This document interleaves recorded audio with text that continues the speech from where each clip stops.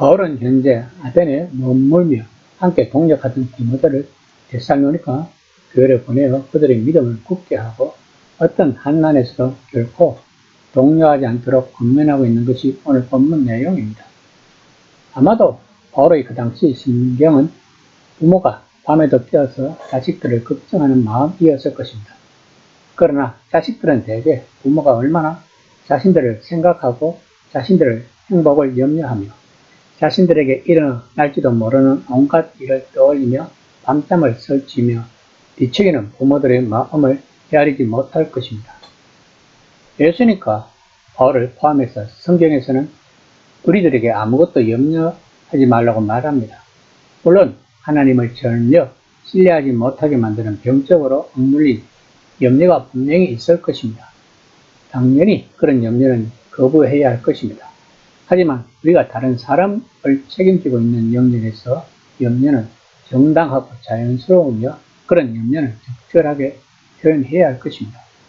실로아나와 디모데와 함께 아테네에 있던 바울은 데살로니가 교인들에 대한 생각으로 가득했어 그들이 어떻게 지내는지 살펴보기 위해 디모데를 보내야겠다고 생각한 것이 바로 부모가 자식들을 염려하는 마음일 것입니다.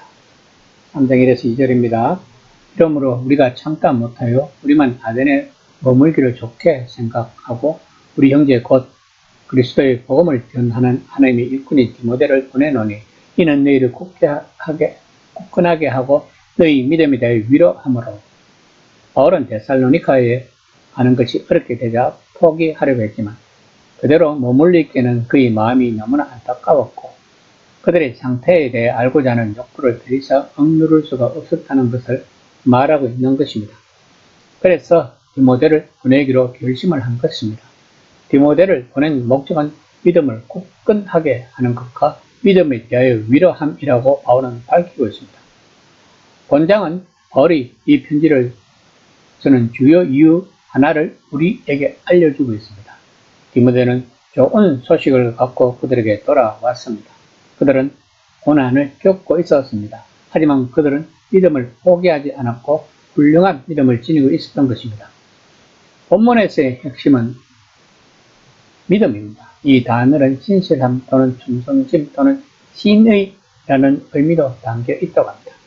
이 모든 의미가 한꺼번에 작용하는 것 같습니다.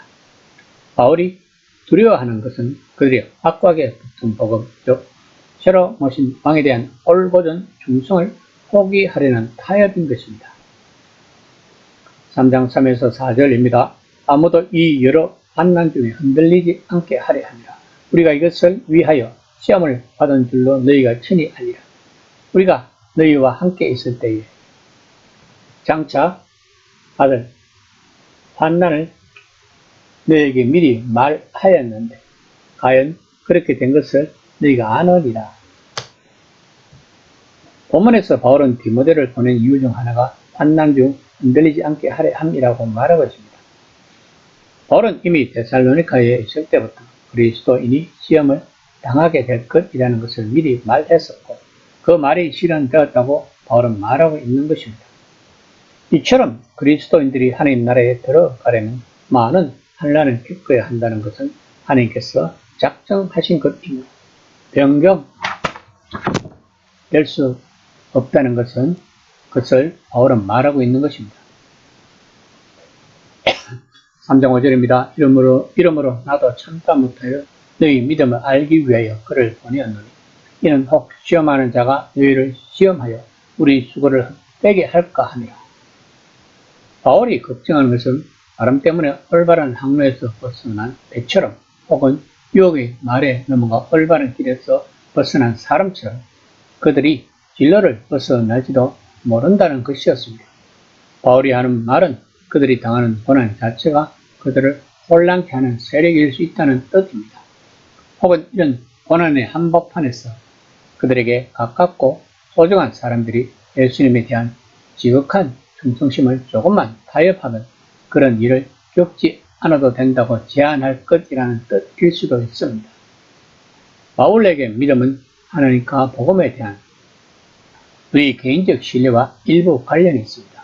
복음의 중심 사건, 즉 예수님의 죽음과 부활에 대한 우리의 신앙과도 일부 관련이 있다는 것입니다.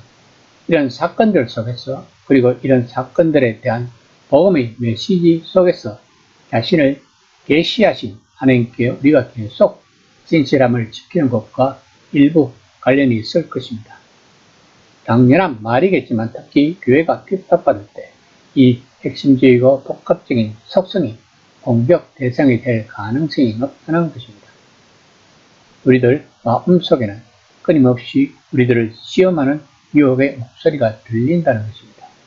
너 정말 이런 일들이 벌어지게 내버려두는 하나님을 믿니? 너 정말 예수님과 관련된 이상한 사건들을 믿니? 차라리 이방의 우상에게 그리고 황제에게 한 번 더 무릎을 꿇는 것이 훨씬 더 쉬운데도 너 정말 이 하나님, 이 왕에 대한 헌신과 충성을 고집할 거니? 라고 유혹하는 것입니다. 바울은 그들이 이런 소리를 들을 것을 알고 있었을 것입니다.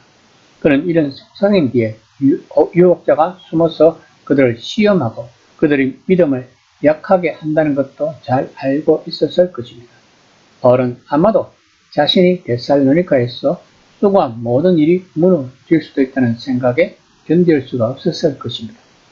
한번 생각해 보세요. 어느 날 다시 데살로니가를 방문했을 때 교회는 사라지고 그 구성원들은 그저 신비롭고 강력하지만 오래 가지 않은 열병에 벗어난 사람처럼 바울과의 짧은 만남을 회상하고 있다고 생각하면 아마도 바울은 견딜 수 없을 정도로 생각하기가 싫었을 것입니다. 그래서 바울은 디모데를 보내 그들의 상황을 파악할 뿐만 아니라 함께 지내며 가르침으로써 그들에게 기운을 북돋우게 한 것이었습니다. 그들이 견디고 있는 고난은 하나님이 믿을 수 없는 분임을 드러내는 이상한 현상이 아닌 것입니다. 고난은 우리가 예수님을 따르려고 할 때 애성해야 하는 바로 그 일인 것입니다. 예수님께 충성하려고 애쓰는 이들은 고난을 피할 수 없다는 사실을 처음부터 복음에 새겨져 있다는 것을 알아야 할 것입니다. 그러므로 우리가 십자가에 달리신 주를 따르려면 고난을 받아들여야 한다는 것입니다. 이 시간 나는 나의 고난에 대하여 어떤 생각을 하고 있는지 한번 생각해보는 시간이 되었으면 합니다.